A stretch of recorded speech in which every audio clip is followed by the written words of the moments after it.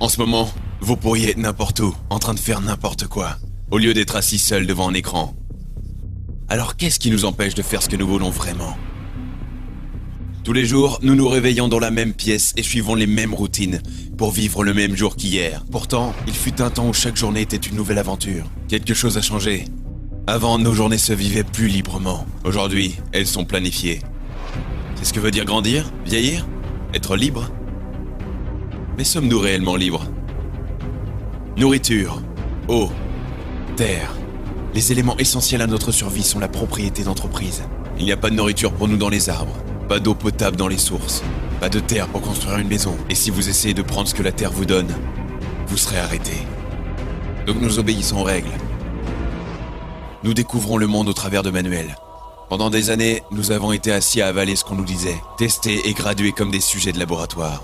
Élevés non pas pour faire une différence dans le monde, élevés pour ne pas être différents. Assez éduqués pour faire notre travail, mais pas pour savoir pourquoi nous le faisons. Donc nous travaillons et travaillons, en n'ayant pas le temps de vivre la vie pour laquelle nous travaillons. Jusqu'au jour où nous sommes trop vieux pour faire notre travail. Et à ce moment-là, il ne reste plus qu'à mourir. Nos enfants prennent alors notre place dans le jeu. Pour nous, nous sommes uniques. Mais ensemble, nous ne sommes rien d'autre qu'un carburant. Le carburant qui donne le pouvoir à une élite. L'élite qui se cache derrière les logos des entreprises. C'est leur monde. Et leur ressource la plus importante n'est pas dans le sol. C'est nous. Nous construisons leur ville. Nous faisons fonctionner leurs machines. Nous nous battons dans leur guerre. Après tout, l'argent n'est pas ce qui les motive. C'est le pouvoir. L'argent est simplement l'outil qu'ils utilisent pour nous contrôler. Un morceau de papier sur lequel on dépend, pour se nourrir, se déplacer et se divertir. Ils nous donnent de l'argent. Et en retour, nous leur donnons le monde. Où il y avait des arbres qui purifiaient l'air, il y a maintenant des usines qui l'empoisonnent. Où il y avait de l'eau à boire, il y a maintenant des déchets toxiques puants. Où il y avait des animaux libres de leurs mouvements, il y a maintenant des usines agricoles où l'on fait naître et mourir sans fin pour notre satisfaction. Plus d'1 milliard d'humains sont affamés, tandis que nous pourrions avoir suffisamment de nourriture pour tout le monde. Où est-ce que tout ça s'en va ? 70% des céréales est donné pour engraisser les animaux que nous mangeons. Pourquoi aider la famine ? Vous ne pouvez pas profiter d'eux. Nous sommes un fléau balayant la terre, détruisant l'environnement qui nous permet de vivre. Nous voyons tout comme quelque chose à vendre, un objet à posséder. Mais qu'arrivera-t-il quand nous aurons pollué la dernière rivière, empoisonné la dernière bouffée d'air, quand il n'y aura plus de pétrole pour le camion qui nous livre la nourriture ? Quand nous réaliserons que l'argent ne peut pas être mangé, qu'il n'a pas de valeur. Nous ne détruisons pas la planète, nous détruisons la vie dessus. Tous les ans, des milliers d'espèces vivantes s'éteignent, et le temps nous entraîne vers notre propre extinction. Si vous vivez en Amérique, il y a 41% de chances que vous aurez un cancer. Les maladies cardiaques tuent un Américain sur 3. Nous nous gavons de médicaments pour traiter ces problèmes. Mais ces mêmes soins médicaux représentent la 3e cause de mort derrière le cancer et les maladies cardiaques. Nous nous faisons dire que tous les problèmes peuvent être résolus en donnant de l'argent aux scientifiques pour qu'ils découvrent de nouveaux médicaments. Mais les compagnies pharmaceutiques et les sociétés contre le cancer dépendent de notre souffrance pour faire du profit. Nous pensons que nous courons pour aider la recherche à trouver un remède. Mais en fait, nous fuyons la cause. Notre corps est le produit de ce que nous consommons. Et la nourriture que nous mangeons qui est produite dans l'unique but de générer des profits. Nous nous gavons de produits chimiques toxiques. La viande est infestée de médicaments et de maladies. Mais nous ne le voyons pas. Le petit groupe d'entreprises qui possède les médias ne le veut pas. On nous submerge de fiction qu'on nous dit être la réalité. C'est drôle de penser qu'un jour les humains ont cru que la Terre était au centre de l'univers. Mais encore aujourd'hui, nous nous considérons comme le centre de la planète. Nous regardons notre technologie et disons que nous sommes les plus intelligents. Mais est-ce que construire des ordinateurs, des voitures et des usines illustre bien notre intelligence ? Ou est-ce que cela démontre plutôt comment nous sommes devenus paresseux ? Nous portons le masque des gens civilisés. Mais quand nous l'enlevons, que sommes-nous ? Nous oublions rapidement que c'est seulement dans les derniers 100 ans que nous avons permis le droit de vote aux femmes et permis aux Noirs de vivre comme des égaux. Nous agissons comme si nous étions des êtres qui savent tout. Mais il y a bien plus d'échecs et d'inconnus que le contraire. Nous marchons dans la rue en ignorant les petites choses, les yeux qui fixent, les histoires qu'ils partagent. Nous considérons tout comme faisant partie du décor.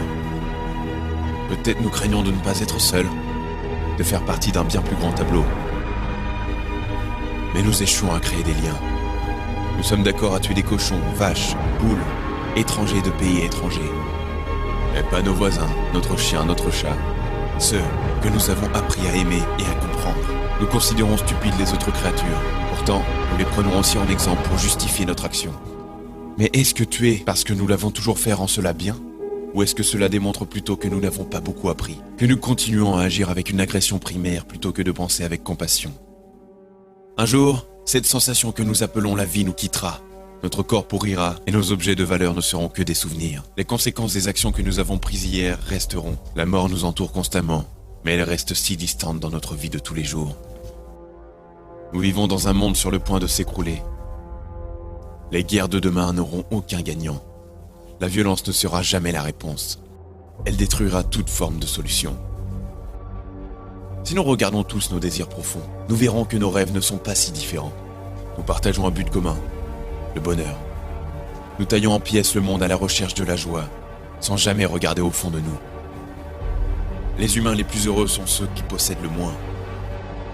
Mais sommes-nous vraiment heureux avec nos téléphones, nos grosses maisons, nos voitures de luxe ?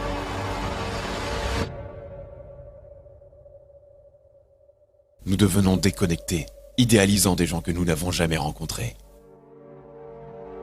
Nous voyons l'extraordinaire sur nos écrans, mais l'ordinaire partout ailleurs. Nous attendons que quelqu'un amène le changement sans jamais penser à nous changer nous-mêmes. Les élections pourraient être comme de jouer à pile ou face. Ce sont deux côtés d'une même médaille. Nous choisissons la face que nous voulons et l'illusion d'un choix, d'un changement.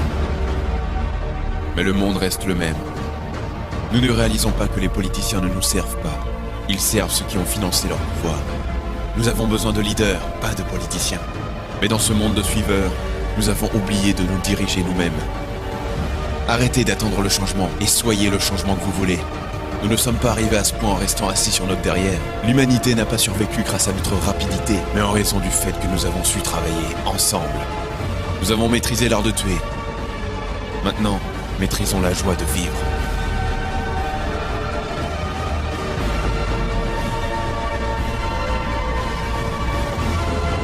Il n'est pas question de sauver la planète.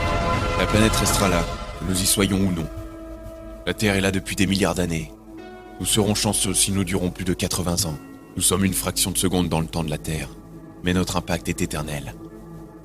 I often wish I lived in an age before computers, when we didn't have screens to distract us.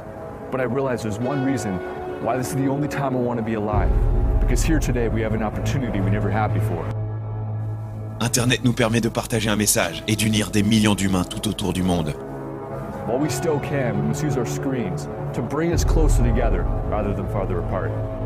Pour le meilleur et pour le pire, notre génération déterminera le futur de la vie sur cette planète.